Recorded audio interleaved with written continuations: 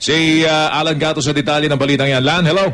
Nagsasagawa ngayon ng cleanup drive ang Bureau of Fisheries and Aquatic Resources at Laguna Lake Development Authority kasunod ng fish kill sa Lawa.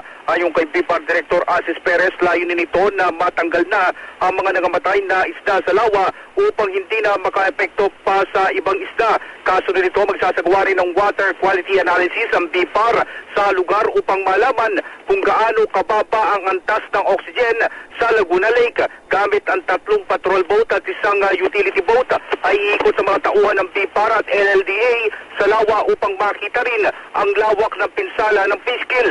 Patay kasi sa ulat ng BIPAR, umaabot na sa 14 na metrikong tonelada ng isda ang namamatay nang magsimula ang fish kill. Maliban dito, gusto rin masolusyonan ng BIPAR ang problema sa night fish na posibleng sanhi ng pagbaba ng bilang ng mga isda na nahuhuli sa Lawa. Kayunman, nakakuha na raw sila ng pag-aaral sa mga paraan na pwedeng gawin sa night fish upang magamit o makontrol ang populasyon nito sa Lawa. Anyong Kapuso, Alan Gatos, nagulat sa Super Balita sa umaga, nationwide.